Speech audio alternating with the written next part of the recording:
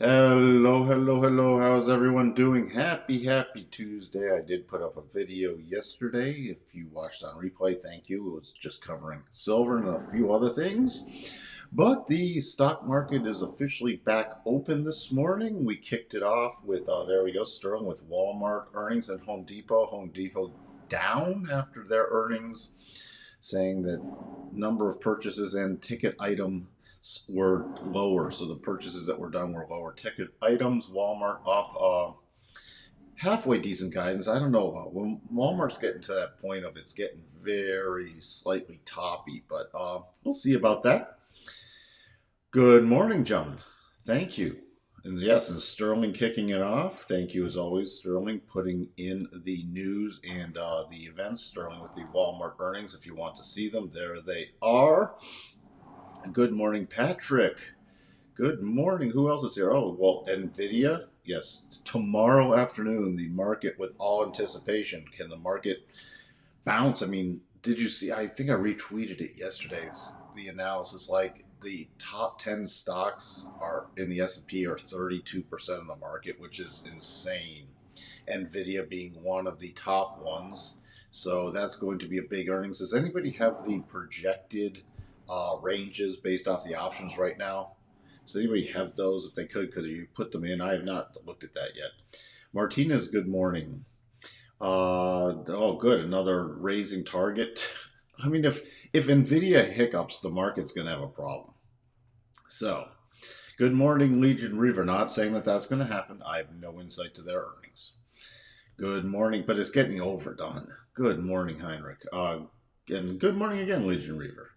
Yeah, Walmart buying Vizio. Thank you. What else? Hey, Christoph. I had a very busy weekend. Again, the house is going up for sale today. Been dealing with getting moving quotes, selling stuff, packing stuff. It's been a doozy, and it's not going to ease up anytime soon. But thank you, Christoph.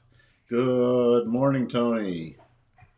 Uh, yeah, there's your good correction. Good morning, Anissa. Hello. Good morning, Eric. There, Sterling in with Home Depot. Home Depot. There you go. Hey, trading price and time. Welcome. Thank you for tuning in. All right. So, again, very light day. We have the Consumer Board leading index coming out 30 minutes after the cash open. And then we have 3, 6, and 52-week yield bill auctions. Just watch for any potential tailing events. Not expecting that to happen. But that's what I will be still keeping an eye around, especially 10:30 for any, because if anything, there's any tail events in the auctions, then it could affect the market. Right now, I mean, we're on a couple day pullback so far. Yesterday, remember, there were futures trading was still open. It was shortened. It was a shortened day, and the volume was very low. I went over everything for the rest of the week in videos yesterday. So far, see, there's your Home Depot down 2.4, Walmart up 4.6, Costco rallying in conjunction with Walmart. The financial service credit services taking it in the shorts a little. Also, what is it? Capital One looking to buy Discover and then transfer all other cards to Discover as the brand, not Discover going to Capital One, but uh, the other way around, Capital One going to Discover. Intel also a little pop there, but overall the mega caps are mostly red. Mostly red today. What else? Groups? Consumer defensive, healthcare, and utility. So this is more of a risk. I hate the statement, but this is a risk off day, but it's rotating into defensive stocks, meaning not just consumer defensive, but healthcare, utilities. Those are all categorized as defensive stocks. Even real estate somewhere, but that's down slightly. But if you look consumer cyclical, basic materials, technology, and comm services, and financial, generally, those are some of the more risk on stocks, especially consumer cyclicals, technology, and comm services are all down to start the official start to the week. Fed watch still is pause in March, pause in May, and then a cut in June. Fear and greed is finally out of extreme greed, back only into upper greed level. In terms of earnings, we already covered Walmart and Home Depot this morning. That's really all I looked at. After the close, we have Palo Alto Solar Edge, Teladoc. Those are the big ones. And then tomorrow we have Analog Devices, Wingstop. But tomorrow's really nothing moving. It's all going to be focused on. Remember, we have the Fed meeting minutes released tomorrow afternoon, and then after the close, we have NVDA earnings. So that's going to be the big movers tomorrow. So I'm wondering if the market can bounce back at all. So also, if we look now, we have weekly cycles turning down. This last week was the what? Second red week since October. So two pullback weeks. And yes, last week was, if I take off some of this mess on here, was only slightly down. Remember, so far this is a sideways correction. It's only going to really start turning into a pullback correction if we start dropping below this 49.40 area. So still a sideways correction. Really watch last week's low. But last week's also low could trigger, still completely valid, a daily double top. A daily double top. It officially needs the close below 49.3650. What's interesting is that would be out of the way of the daily rotation zone. The weekly rotation zone, it would be out of the way of the 8 EMA and then just dip into the weekly rotation zone and would return it potentially if all the targets were hit, to the breakout level. Okay, the only hiccup in here is daily cycles are getting to the bottom, so we might have a mismatch in cycles. And if NVIDIA beats, and this could lift the market up again, turning this into a triple top and potentially a slight continuation pattern.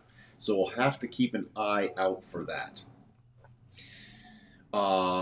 So what are we looking at today, though? The key level on a closing basis is 49.8250.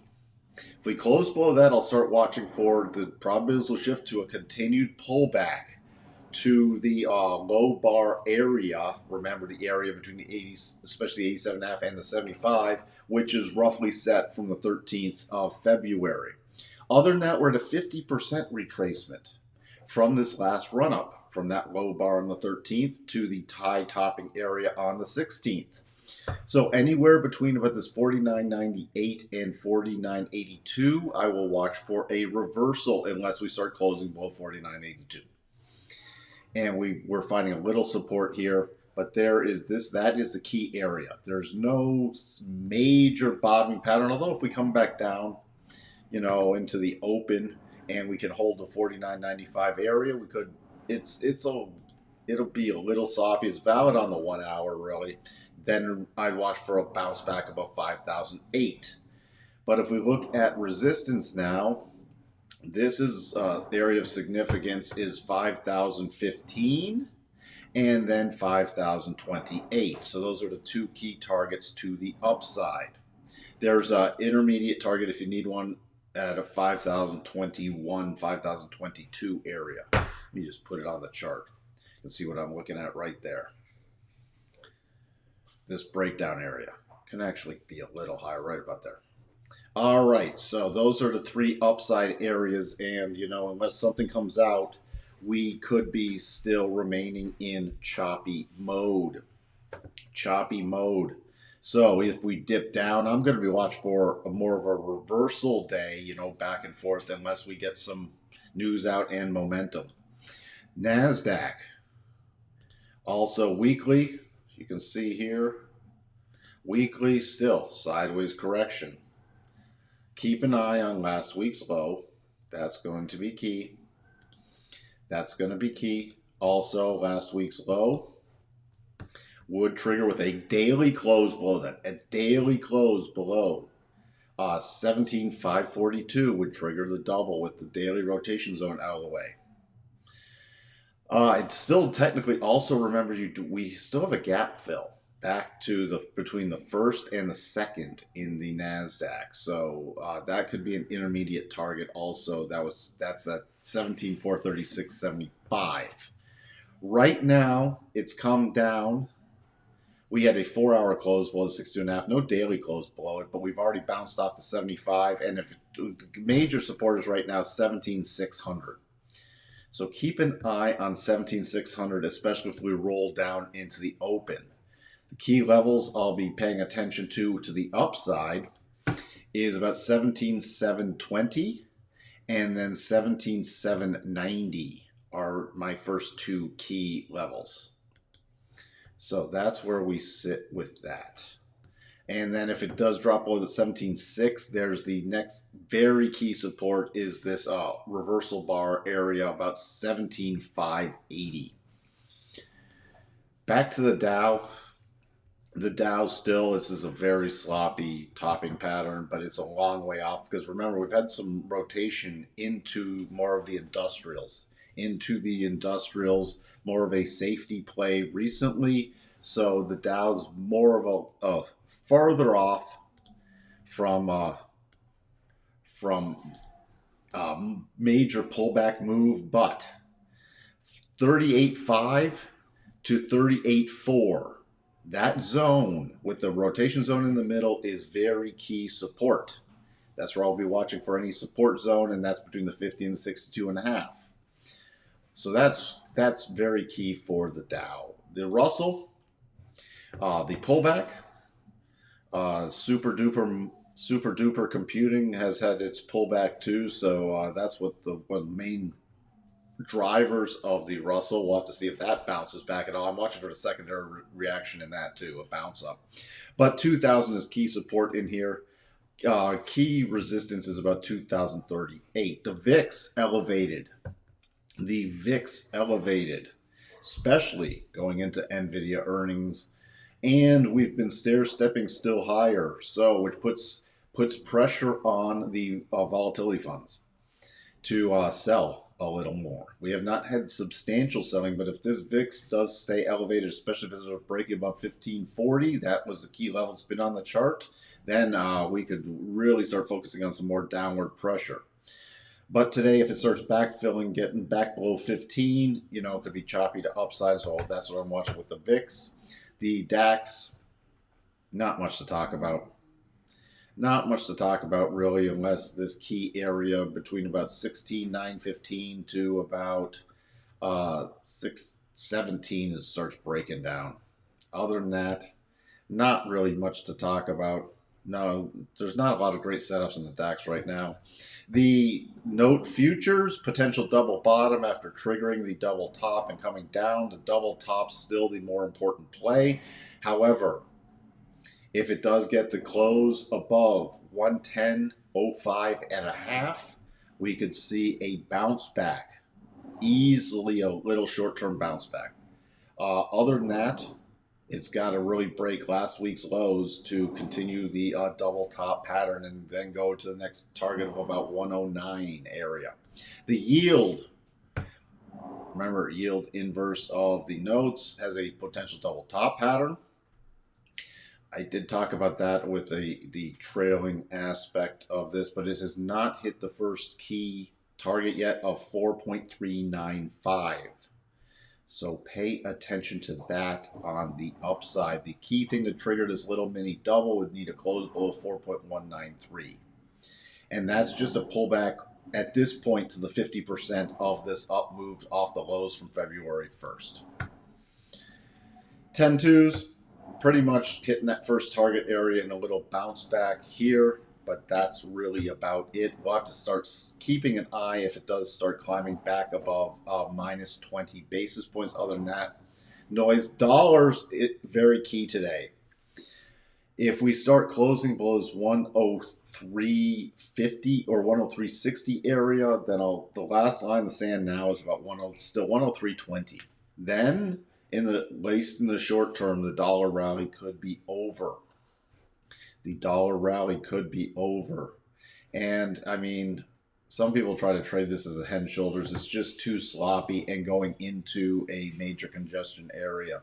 So that's what I'll keep an eye. But I'm watching with the daily cycles getting to the bottom for this to possibly snap back a bit today. Crude keeps stalling at the 87.5 harmonic. Keeps getting a little buying pressure up here, and still technically on the daily, we still do have a double top, but that would need a daily close below 75.52 to trigger. In the short term, crude, unless it starts really getting a key close below about 77.65, still focusing to see it's chipping away at this 78.50 level. If it can get some momentum above there, we could easily tackle the highs, the high area from back at the end of January, which is roughly about 78.90, 79.30. So that's, if we do break out, that's my first target area. Then the next target area is 80. Let's see. What Friday options expiration showing a 78 implied volatility rank. Oh, geez, that's high. It's going to get interesting. We'll get to the yen in a second. Natty Gas I covered yesterday for Anissa. Where's Anissa? Did I say hi to her, or is she not in here this morning? So nothing's really changed with that. Gold. Now this is again why we use targets, because see, you had a little counter trend, double top pullback right here, little counter trend into the 4-hour rotation zone, and then rotating up. So all those targets played out there. So that could have been used also if you were looking to add anything in the shorter term to go. It doesn't mean you necessarily have to sell. It could be, hey, I'm looking for key pullback levels. And now moving on up. So I'm going to be really watching gold, since its head has struggled to get some traction going. But this is getting sort of interesting with this. It's right now at the 50% harmonic. So as really, it's got to get back above 2050 in the short term for me to stay in more short-term bullish mode. We got to get a close above there. It's going to be interesting to see if it stalls out between 2039.8 and 2050. There is no topping pattern yet so far. Just keep an eye on that 4-hour rotation zone. Silver, interesting. Still, it triggered. I covered this yesterday. Just go watch the video yesterday. We're not going to replay that one if you didn't see it already. Yen, also going to keep an eye on this. This technically, even though this could be turning into more of a channeling play, pullback play, going to be keeping an eye at this 149.50 area. 149.50 could start triggering a slightly bigger pullback in the yen, but it is against the daily rotation zone. Now, do we have, let's see. Oh, thanks, Anissa. Just had to make sure you're doing okay. Is this a triangle pattern? Not really. It's a flagging pattern to me. Now, which time frame? Remember, you got to put in your time frames, because this is a flagging. This is flagging. I don't really have a great triangle. I'd rather look at it as a flag. You can see that clearly here. Stair stepping lower, especially as it starts pushing down below about 149.80. You have that very key support area at the bottom of the channel, and the low from the 15th of February. Euro breaking out. Remember, putting pressure on the dollar now. The key area now, remember, looking at holding the 62.5.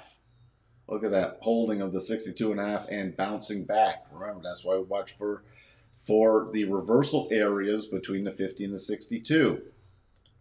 So if we're going to watch this in the short term, I'd be focusing on about this 108.60 area and then 109.17. Pound also trying to move on up. Key closing level at the pound in the short term is 126.70. We'll just go off 126.80.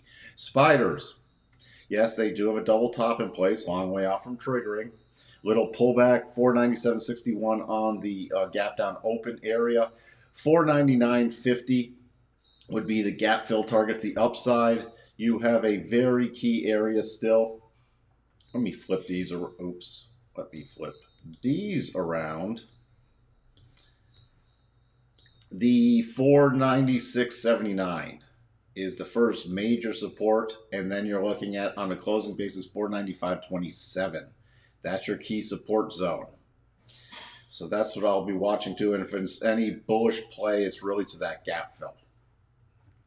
The trigger, by the way, for the potential double, remember, it's not even confirmed yet, is 490.72 on a closing basis. The Qs, The Qs are going, we had the little mini double, or the little mini double here, stalled out. Stalling out there. Is this officially off the table yet? The official level for it to be off the table will be a close below 428.96. Okay? So that's the key level I would be watching. Other than that, between 430.17, now we're going to open below that, but you need a close still above at least a 4-hour, or at least a 1-hour close, sorry, below 428.96. So any snapback play, 428.96 would be the key, and then 430.17. If you do close and invalidate this double, the next level is 427.75 and then 426.55. All right.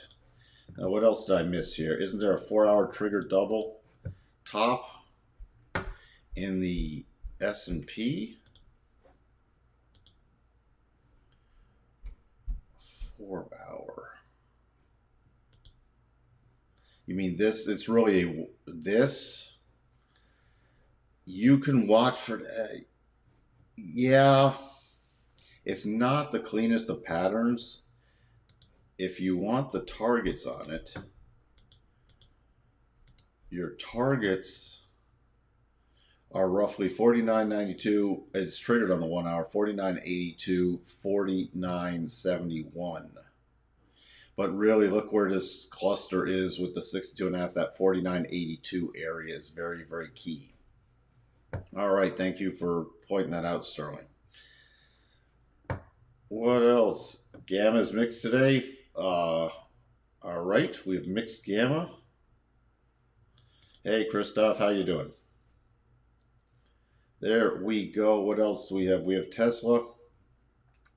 Little gap down today. The key support coming in at 194, so keep an eye on that.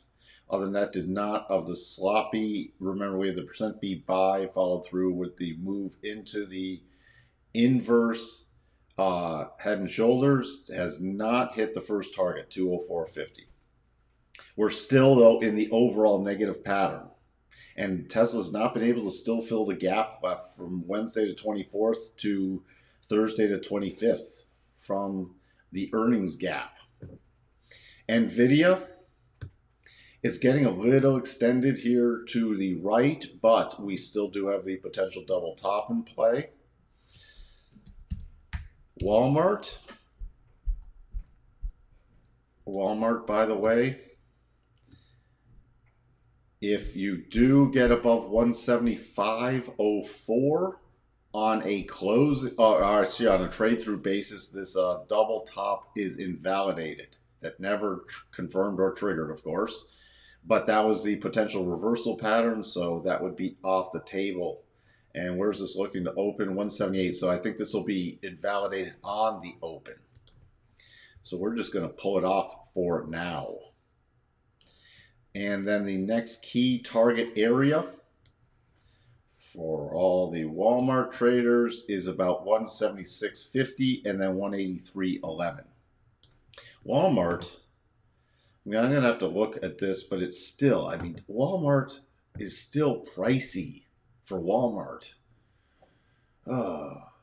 So, what? Oh, and then we had Home Depot. Home Depot. I mean, even with the gap down, it's just going into the rotation zone, but I'd be watching for a more substantial topping pattern coming in on Home Depot. Because it was waning momentum, stair-stepping higher. So especially if this starts losing about 348, going to start watching for the bigger rollover play. This did not get into double top territory.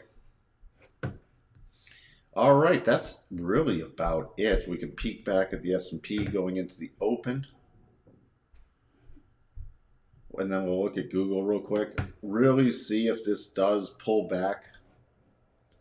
This is not a fantastic pattern, but if it does pull back below 49.97.50 and then snaps back above 5,007, could be for a short-term reversal pattern after the open. Other than that, today could be a choppier day after the holiday and waiting on stuff for tomorrow. Remember, Fed meeting minutes and NVDA earnings.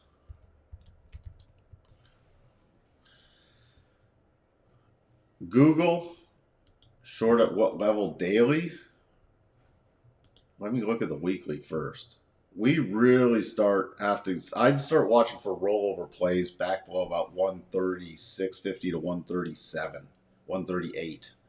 Right in here would be a standard pullback, and this would not be a double bottom. But you really start breaking down below that, it could make a quick trip to at least retest the 200, which it hasn't reconnected with since March of 23.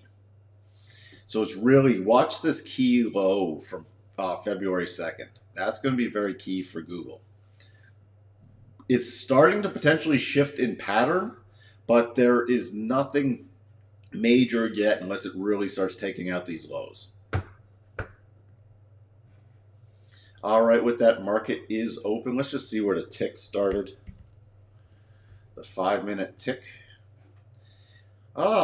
Pretty negative. Back below 1,000. Pretty negative tick. So those key levels. This key, the lows around 5 a.m. Central Time with the European mid-morning. That's going to be the key area to watch for me. Especially if we bounce back and then roll back over in the tick. This is going to be the very key area. All right. Thank you for tuning in, everybody. I will see everyone tomorrow for probably what it will be the busiest day of the week, going into Friday afternoon to Thursday morning. And I shall talk to everyone later. Bye for now.